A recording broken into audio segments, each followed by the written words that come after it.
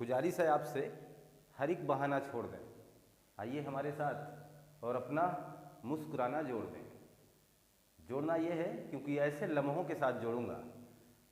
एहसास करिए, ऐसे मुद्दे आपके सामने लाऊंगा। एहसास करिए कि आपको बहुत कुछ अपने इस कंटेंट में बताऊंगा। एहसास करिए कि आज आपको ऐसे सफ़र पे ले जाऊंगा जहां आपको डायमंड की बारिश होगी, जहां हीरे बरसेंगे आसमान से। और सचमुच उस हीरे की दौड़ को, उस हीरे की चमक को आप देख करके आपकी आंखें चकाचौंध हो जाएंगी कि ऐसा भी होता है कि हीरे कहीं हीरों की बारिश होती है। अद्भुत जानकारी के साथ हाजिर हूँ मैं इस कंटेंट में, जहां आप मुखातिब हो पा रहे हैं, जहां आप पूरे मनोवेग से हमसे जुड़ पा रहे हैं। ऐसे महत्वपूर्ण कंटेंट में स्वागत है, अभिनंदन है आपका। पूरे मनोवेग से जुड़ें, पूरी क्रियाशीलता आपके अंदर होनी चाहिए। एकाग्रचित होकर के आप हमारे साथ जुड़ करके अपनी तैयारी को एक निश्चित आयाम तक पहुंचाने का प्रयास करें, उस दिशा में ले जाएं जहां से फिर आपको वापस नहीं आना है। सबकी मुरादें आपको पूरी कर देनी है। ये दुनिया, ये समाज जिनकी अपेक्षा आपसे जुड़ी हुई है, किसी को आप निराश नहीं करने वाले हैं। हकीकत में क्या है? हकीकत में वो आपके सामने उल्लिखित कर रखा हूं, वरुण ग्रह नेपच्यून। एक रोचक जानकारी, जैसा कि हम लोग पिछले रिकैप में, या ये कह दें कि पिछले कई एपिसोडों से लगातार हम लोग ग्रहों की जानकारी हासिल कर रहे हैं, एक एक ग्रह के बारे में संपूर्ण जानकारी हासिल कर पा रहे हैं। इसी कड़ी में एक और कंटेंट लेकर के मैं आपके सामने मुखातिब हो रहा हूं, जिसमें शुरुआत वहीं से जहां से हर ग्रह की हुई। हमें अपने सूर्य के पास पहुंचना है। सूर्य से दूरी की बात करेंगे, सब कुछ मामला क्लियर हो जाएगा। 4496 MK, यानी इतना मिलियन किलोमीटर दूर है हमारा वरुण। इतना मिलियन किलोमीटर दूर है अरुण। वरुण की बात कर रहा हूं, यानी नेपच्यून की बात कर रहा हूं। महत्वपूर्ण बात यह है कि बहुत पुराने बात, यानी बहुत पुराने समय की बात करूं मैं, हमारे पूर्वजों को इनके बारे में जानकारी नहीं थी, जबकि हमारे पूर्वज कहीं ना कहीं यम के बारे में थोड़ी बहुत जानकारी रखते थे, क्योंकि वो उन्हें यमराज का घर मान लेते थे। कारण इतना है, यमराज का घर कहने का तात्पर्य हमारा है क्योंकि एक कल्पना हमारे अंदर थी, एक कोरी कल्पना थी जो सजोई हुई थी कि आदमी मरने के बाद शायद इतनी दूर चला जाता है, जो वो तारा दिख रहा है ना, उतनी दूर चला जाता है। तो वो जो तारा दिखता था ना, छोटा सा चमकने वाला, वो था यम। और लोगों को मानना था कि वो वहीं चला जाता है, इसलिए यमराज का घर उसे कहा गया। बहरहाल अभी कंटेंट कुछ और है, इनके बारे में किसी को जानकारी नहीं थी। जब गैलीलियो महोदय के हाथ में टेलीस्कोप आता है ना, वो बहुत कुछ कर जाते हैं। टेलीस्कोप आया, उन्होंने बुध को देख लिया। टेलीस्कोप आया, उन्होंने शुक्र को देख लिया। टेलीस्कोप आया, उन्होंने बृहस्पति को देखा, शनि को भी देख लिया। लेकिन ये कोई बहुत बड़ा काम नहीं था। काम ये था कि ये नंगी आंखों से भी देखा जा सकता है। लेकिन ये बात सिद्ध करने वाले वैज्ञानिक कौन थे?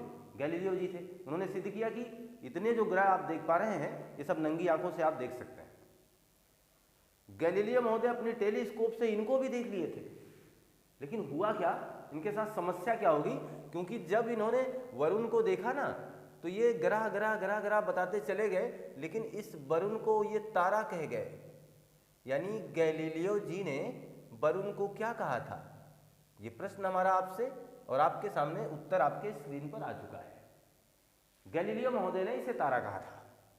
ये इनकी बहुत बड़ी चूक थी। चूक का मतलब इन्हें लगा ये तारा है, जबकि वाकई में ये ग्रह हमारा है। ये तारा ना होकर के क्या था? ग्रह था। इस पर भी काम हुआ। काम क्या हुआ? 1846 ईस्वी में, 1846 ईस्वी में अरबेनली जी ने, अरबेनली वेरियर इनका पूरा नाम लिख दे रहा हूं, अरबेनली वेरियर जी ने तथा एक एडम्स नाम के थे, दो वैज्ञानिकों का नाम लिख दे रहा हूं, जॉन एडम्स।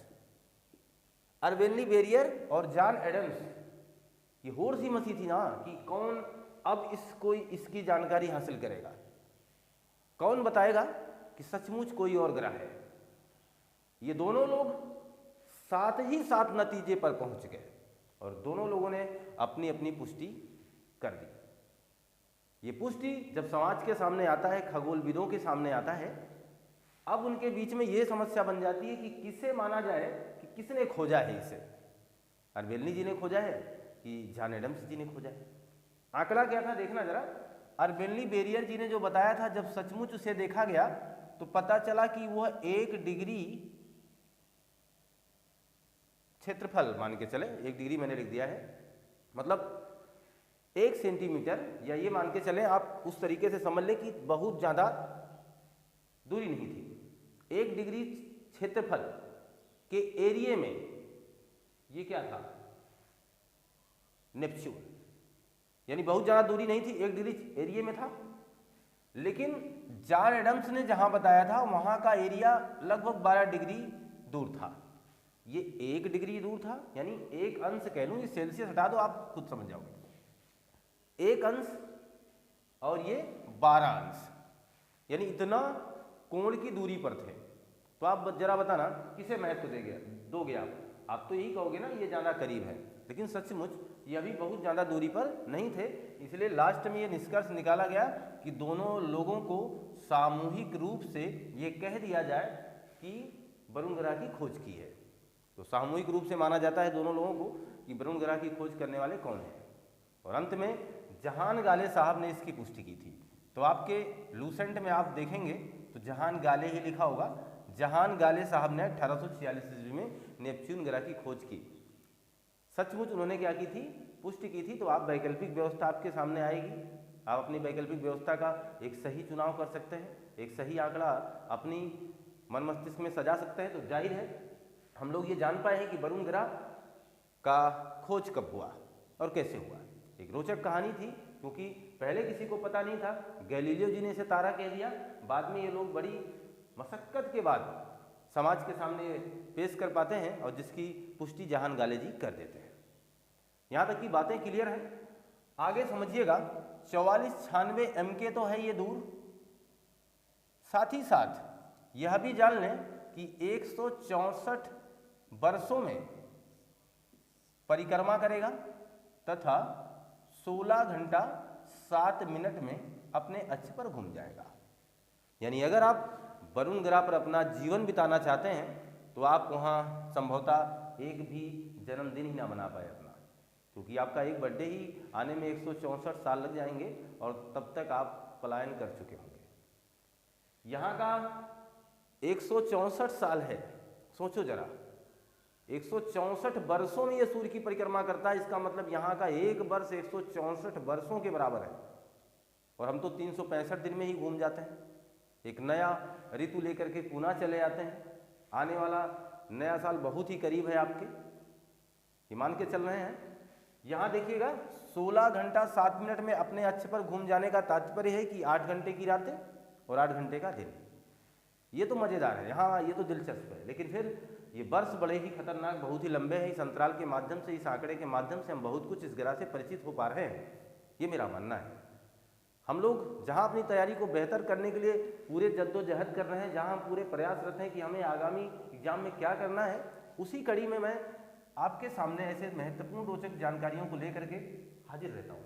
और मैंने आपसे किया हुआ वादा, मुझे पता है कि मुझे क्या करना है, आपको पता होना चाहिए कि आपको क्या करना है। यहाँ ध्यान देते रहिएगा। तो हम लोगों ने इसकी दूरी, परिक्रमण काल और परिभ्रमण काल की बात कर लिया है। अब समझेंगे जरा आगे। इस रोमांचक सफर पर आगे हम बढ़ें, महत्वपूर्ण पहलुओं को जाने भी ना दें। सच्चाई है कि हम हकीकत में कि जहां हम यहाँ जुड़े हुए हैं, जिस ग्रह से जुड़े हुए हैं, वाकई में यहाँ क्या कोई यान भेजा गया? क्या किसी यान ने इसकी जानकारी दी? यानी कहने का मतलब क्या किसी मिशन का प्रयोग किया गया? कोई मिशन ऐसा है, कोई प्रोजेक्ट लॉन्च किया गया था, कोई सैटेलाइट क्या भेजा गया है यहाँ पे? जी हाँ, भेजा गया वाइजर 2। याद रखिएगा ये बात, वाइजर 2 को भेजा गया। वाइजर 2 एक मिशन है, आप मान के चलें, कभी भी पूछा जाए तो बता सकें आप। 1990 में ये कार्यक्रम होता है। वाइजर 2 मिशन पहुंचता है, इसने वरुण की कक्षा में प्रवेश कर लिया है और ये वरुण की तथा इसके उपग्रहों की फोटो खींच रहा है। बहुत ही फोटो इसने पेश किया और वैज्ञानिक उसके माध्यम से बहुत कुछ जान पाए। इसने एक ऐसा फोटो भी खींचा था जो हमारे एग्जाम के दृष्टिकोण से काफी महत्वपूर्ण हो सकता है। इसने एक ग्रेट डार्क स्पॉट, जो कि ये पूछा जा सकता है ऐसे ही, ग्रेट डार्क स्पॉट कहाँ है, वरुण ग्रह पर एक ग्रेट डार्क स्पॉट की खोज की, यानी उसका फोटो खींचा, जो वाकई में हमारी पृथ्वी से भी बड़ा था, पृथ्वी से भी बड़ा था। यानी इतना बड़ा ये डार्क स्पॉट है कि ये पृथ्वी से भी बड़ा है। और इसमें था क्या, वो क्या रहा था इसमें, यहाँ 2100 किलोमीटर प्रति घंटे की रफ्तार से हवा चल रही थी। आप 250-300 नहीं झेल पाते हैं, ये 2100 सोचो जरा। ये बहुत ही आंधी नहीं, बहुत बड़ी आंधी है ये जो ग्रेट डार्क स्पॉट जिसकी फोटो वाइजर 2 ने निकाली, वाकई में बहुत ही खतरनाक मामला था। और ये आपके एग्जाम के दृष्टिकोण से बहुत ही महत्वपूर्ण होने वाला है। क्यों? क्योंकि ऐसा ही एक स्पॉट और एक जगह देखा गया है जिसे ग्रेट रेड स्पॉट कहते हैं। तो डार्क वाला वरुण टिक करेंगे हम और ग्रेट रेड वाला हम बृहस्पति टिक करेंगे। इसीलिए तो बृहस्पति को लाल दानव कहा जाता है, इसीलिए तो बृहस्पति को लाल धब्बे वाला ग्रह कहा जाता है। आ रही बात समझ में ना? यहाँ तक की बातें क्लियर। तो ग्रेट रेड स्पॉट मिल गया और ग्रेट डार्क स्पॉट मिल गया यहाँ पर। क्लियर? आप मान के चलें जिस ग्रह की जानकारी आप ले रहे हैं, हकीकत में यहाँ भी बहुत ही रोचक चीज़ें, क्योंकि आप यहाँ अपना जीवन गुजारने का तो सोचना ही मत। 74% हाइड्रोजन की मात्रा है और फिर 21% यहाँ पर भी हीलियम है। यानी आप वो जो सोच रहे हैं, जो कल्पना सजाना चाह रहे हैं, वो मुमकिन नहीं है कि हम वरुण पर क्या अपना जीवन व्यतीत कर सकते हैं। संभवतः एक भी मिनट नहीं व्यतीत कर पाओगे आप, क्योंकि यहाँ का जो तापमान है वो 200 डिग्री सेल्सियस से भी कम होता है, से कम। जबकि हमारे वैज्ञानिकों का मानना है कि यहाँ का तापमान माइनस कर दीजिएगा, -273 डिग्री सेल्सियस के आसपास होना चाहिए। वैज्ञानिक कह रहे हैं तो यार गर्म है ये, इसे और ठंडा होना चाहिए। तो अजीब बात है, वैज्ञानिक अपना अलग मुद्दा बना रहे हैं। वो कह रहे हैं कि इसे और ठंडा होना चाहिए, जबकि ये संभवतः जितना ठंडा है उससे कम ठंडा है तो ठंडा ही ना है। तो ये ठंडा दानव ही यार, ठंडा दानव ही है ये, है ना। जैसे आपने गैस दानव कहा, ये गैस दानव है। पहली बात तो गैस की मात्रा बहुतायत है। 4 गैस दानव आपने पढ़े हैं, बृहस्पति को, शनि को, अरुण को, वरुण को। यह भी एक गैस दानव ही है। गैस दानव में कैसा दानव है? ठंडा, क्योंकि बहुतायत ठंडी है, यहाँ पे बहुत ही ठंड है। बर्फ आपको मिलेंगे, यहाँ पर बर्फ की चट्टानें आपको मिल जाएंगी। धरातल का कहीं दूर दूर तक निशान नहीं होगा। आप कैसे जीवन व्यतीत कर पाएंगे? आप अपने पैर को कहाँ रखना चाहेंगे जब आपको धरातल ही नहीं मिलेगा? है ना क्लियर बात? यहाँ समझें, 200 से कम है, वैसे ही भी माइनस में है, -200 डिग्री सेल्सियस, बहुत ही कम तापमान। वैज्ञानिक कह रहे हैं अरे यार इसे और ठंडा होना चाहिए था, -200 डिग्री सेल्सियस मानी -273 डिग्री सेल्सियस होना चाहिए था, जबकि ऐसा नहीं है। तो ये जो कारण था, ये बहुत बड़ा मुद्दा था। वैज्ञानिकों ने इसका स्पष्ट कर दिया। इसके बारे में स्पष्ट क्या किया उन्होंने? कहा कि यहाँ पर वायुमंडलीय दाब बहुत ज़्यादा है, वायुमंडलीय दाब ज़्यादा है। इस बात को बहुत ही अच्छे से समझने का प्रयास करें। अतः जो मीथेन है, यही मीथेन वायुमंडलीय दबाव के कारण, यानी मीथेन की बहुतायत मात्रा वायुमंडलीय दबाव के कारण, अरे मेरे भैया आकर्षक चीज आ रही है, डायमंड में बदल जाती है, यानी हीरे में। और यहाँ पर हीरे की वर्षा होती है। अद्भुत है। कौन सा ऐसा ग्रह है जहाँ पर हीरे की बारिश होती है, डायमंड की बारिश होती है? तो हीरे की वर्षा होती है। सोचो जरा कैसा होगा वो जहाँ बरसे आसमान से हीरा। अद्भुत है। हीरे की बारिश होती है, पूरा आप मान के चलें कितना चमक होता होगा ना, बहुत ही ज़्यादा चमक के साथ ये बारिश हो रही है। अतः हीरे में बहुत ही ज़्यादा क्या है? उष्मा है। इसी उष्मा की वजह से, जो वहाँ लगातार अनवरत रूप से बारिश होती रहती है, इसी उष्मा की वजह से यहाँ का जो टेम्परेचर है वो यहाँ नहीं पहुँच पाता जहाँ वैज्ञानिकों का अनुमान था पहुँच जाना चाहिए था। इसीलिए जब आप गूगल पे सर्च मारते होंगे, हमने आपके पिछले रिकैप यानी पिछले वीडियो पिछले एपिसोड में बताया हुआ था अरुण के साथ, हमने कहा था कि जब आप गूगल पे सर्च मारेंगे तो सबसे ज़्यादा ठंडा ग्रह किसे मान लिया जाता है? अरुण को, क्योंकि अरुण का भी तापमान 200 डिग्री सेल्सियस मानी -200 डिग्री सेल्सियस के आसपास ही रहता है, जबकि यहाँ का तापमान बहुत ही परिवर्तनशील है, कभी ज़्यादा कभी कम होता रहता है, लेकिन माइनस में ही रहेगा। ऐसा मत मान के चलना कि मैंने कभी इसमें गर्मी पैदा कर दी, नहीं, इतना ठंडा है कि इतने हीरे भी बरस जाएंगे तो भी इसको गर्म नहीं कर पाएंगे। लेकिन महत्वपूर्ण मुद्दा था कि हीरे की भी बारिश हो सकती, इतनी भयानक बात है। तेज हवा चलती है, आपने इसके बारे में जान ही लिया है। पूरा मामला बर्फीला है, इसके बारे में भी आपने जान लिया है। क्लियर है? हम इनके उपग्रहों की भी चर्चा कर लें। इसके 14 उपग्रह बताए जाते हैं कि हमारे वरुण के पास कितने उपग्रह हैं? 14, जिसमें एक है टाइटन। इसके बारे में आप जान लो। जो 14 उपग्रह हैं उसमें एक रोचक है टाइटन, या टिट्रान करके कहीं लिखा रहेगा तो घबराना मत भाई, मैं दोनों बातें लिख दे रहा हूं क्योंकि किसी किताब ने इसे टिट्रान करके छाप रखा है। तो जो टिट्रान है या टाइटन जो है, ये अद्भुत संसार है। अद्भुत संसार का मतलब ये है, इसे ये कह सकते हैं कि सौर मंडल का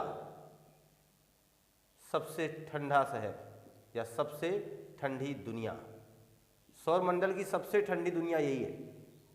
पूरा बर्फ मिलेगा आपको, पूरा सौर मंडल की सबसे ठंडी दुनिया टाइटन है, और यह वरुण ग्रह का सबसे बड़ा उपग्रह है। वरुण ग्रह का सबसे बड़ा उपग्रह है। ये चीजें हमसे बार बार ये बात की जाती है कि कौन से ग्रह का रंग कैसा है, कौन सा ग्रह किस रंग का है, ये बार बार पूछा भी गया है आपके एग्जामों में, आपके प्रश्नोत्तर किसी भी आप हर जगह देख सकते हैं। तो उसमें एक बहुत ही सटीक चीज आप याद कर लें कि हम हैं नीले तुम हो पीले, हम हैं नीले तुम हो पीले, शुक्र बहन चमकीली है, शनि है काला लाल है मंगल, शनि है काला लाल है मंगल, और अरुण पर हरियाली है। ये बात याद कर लीजिएगा आप, हम हैं नीले तुम हो पीले, शुक्र बहन चमकीली है। क्लियर हो गया इतनी बातें? हम हैं नीले तुम हो पीले, शुक्र बहन चमकीली है, शनि है काला लाल है मंगल, और अरुण पर हरियाली है। इसका मतलब ये हुआ, ये सिद्ध होता है, ये जो वरुण ग्रह है वाकई में आप जब इसे देखेंगे तो ये आपको पूरा नीला दिखाई देगा, गाढ़ा नीला। इसीलिए तो क्या रोमन वालों ने इसे अपना देवता माना था, जल का देवता। किसका देवता? जल का देवता। इनका भी नामकरण रोमन देवता के नाम पर ही क्या पड़ा है? नेपच्यून। मजा आ गया ना अब ये बात जान करके? मैंने आपसे कहा था एक ही ग्रह ऐसा है जिसका नाम किसी दूसरे निवासियों ने डाला, वो है अरुण, जिसका नाम ग्रीक देवता के नाम पर पड़ा। बाकी सारे देवता के नाम पर ही पड़े हैं, परंतु सब के सम रोम देवता के नाम पर पड़े हैं। यह भी रोम देवता के नाम पर पड़ा, नीला है, ये पूरी तरीके से नीला है। अरुण ग्रह भी नीला है, ऐसा नहीं कि नीला नहीं, क्योंकि वहाँ भी मीथेन है, यहाँ भी मीथेन है, यहाँ भी मीथेन के बादल छाए रहते हैं, यहाँ भी मीथेन के बादल छाए रहते हैं, परंतु अरुण ग्रह जो है वो हरा है। ऐसा क्यों? अरुण ग्रह के हरा होने का कारण यही है क्योंकि वहाँ पर जो वायुमंडल वहाँ का जो है वो उसे हरा बनाता है। आकर्षक बात है। तो ध्यान देना, कभी अगर अरुण और वरुण में फंसना तो अरुण को हरियाली याद कर लेना, अरुण को हरा कह देना, जबकि अरुण हरा और नीला दोनों है, इस बात को भी जाने रखना। अरुण हरा और नीला दोनों है। वैकल्पिक व्यवस्था के आधार पर आप अपना चुनाव करेंगे, जल्दबाजी में कोई ऐसा काम आप नहीं करेंगे कि जिससे आप गलत हो जाए। हमारी बातें आप तक प्रेषित हो चुकी हैं, शायद वरुण ग्रह की संपूर्ण जानकारी आप तक पहुंच चुकी है। हम लोगों ने वरुण का एक अच्छा सुनहरा सफर तय कर लिया है। हम लोगों ने बात की है कि 44-96 एम के दूर है आप सूर्य से, अतः आप बहुत ठंडे होंगे, आपका तापमान -200 डिग्री सेल्सियस के आसपास रहता है। वैज्ञानिकों का मानना है कि ये तापमान -273 डिग्री सेल्सियस के आसपास रहना चाहिए था, परंतु ऐसा नहीं हुआ। ऐसा इसलिए नहीं हुआ क्योंकि वायुमंडलीय दबाव ने मीथेन को डायमंड में बदल दिया, अतः यहाँ हीरे की बारिश होती है, जिसकी वजह से यहाँ का तापमान थोड़ा सा बढ़ जाता है। अर्थात कहने का मतलब जहाँ पहुँचना चाहिए था वहाँ नहीं पहुँच पाता है। इसका जो टाइट्रान है एक अद्भुत उपग्रह है, जो माना जाता है कि शायद सौरमंडल का ये सबसे ठंडा स्थान है। और यही टाइट्रान जो कि हमारा वरुण हमारी पृथ्वी की तरह पश्चिम से पूर्व ही परिक्रमा कर रहा है और अपने अक्ष पर घूम रहा है, जबकि टाइट्रान इसका उल्टा है, टाइट्रान विपरीत कर रहा है। अतः वैज्ञानिकों का ये मानना है कि शायद टाइट्रान बेचारा समझ ही नहीं पाया और कब वरुण की गुरुत्वाकर्षण शक्ति में फंस गया। ये कहीं और जा रहा था, ये किसी क्षुद्र ग्रह के रूप में काम करने वाला था, परंतु वरुण ने इसे अपनी गुरुत्वाकर्षण वेग से अपनी तरफ बुला लिया और जिससे आज दिन ये मजबूर होकर के इसी वरुण का चक्कर काट रहा है, जबकि ये विपरीत घूमता है। इस बात को भी ध्यान रखेंगे। तो जहाँ महत्वपूर्ण जानकारियों के साथ हम जुड़े रहे, जहाँ महत्वपूर्ण जानकारियों की जानकारी हासिल करने के लिए आगामी कुछ पलों से हम आपस में जुड़े रहे हैं, थोड़ी सी बात मैं रिवाइज तौर पे ले रहा हूँ कि वायेजर 2 जो कि एक मिशन था, वायेजर 2 ने यहाँ ग्रेट डार्क स्पॉट देखा, जहाँ 2100 किलोमीटर प्रति घंटे की रफ्तार से हवाएं चलती हैं, जो कि बहुत भयानक है। ऐसा ही कुछ एक स्पॉट था बृहस्पति ग्रह पे जिसका नाम है ग्रेट रेड स्पॉट, वो भी बहुत ही भयानक है। ये सारी बातें हो चुकी हैं, आपके सामने पूरा मामला यहाँ का उल्लेखित कर दिया। जिस ग्रह के बारे में पहले कुछ भी जानकारी नहीं थी, बाद में किस तरीके से बेरियर जी ने तथा एडम्स जी ने अपनी महत्वपूर्ण जानकारी दुनिया के सामने लाने का प्रयास किया। जहान गाले साहब ने इसकी पुष्टि की। इन लोगों को इस नेपच्यून के खोजकर्ता के रूप में जाना जाता है, इसके बारे में जाना जाता है। जहाँ गैलीलियो जी ने पूरे प्रयास के साथ जो एक चित्रांकन पेश किया था, गैलीलियो जी ने वरुण को एक तारा कह दिया था। हम उस ग्रह के बारे में जानकारी हासिल कर पाए हैं जहाँ डायमंड की बारिश होती है। आशा करता हूँ कि कंटेंट आपको अच्छे तरीके से मैं भेंट कर पाया हूँ और आप इस कंटेंट को अच्छे तरीके से हासिल कर पाए हैं। अगर ऐसा हो सका है तो फिर लाइक करिएगा, शेयर करिएगा और पढ़ते रहिएगा, मस्त रहिएगा, खुशहाल रहिएगा। बहुत ही मेहनत से अपने लगन से अपनी पढ़ाई को अंजाम देते रहें। मिलते हैं हम आपसे नए कंटेंट में। आपका दिन शुभ हो। आपको बहुत बहुत धन्यवाद।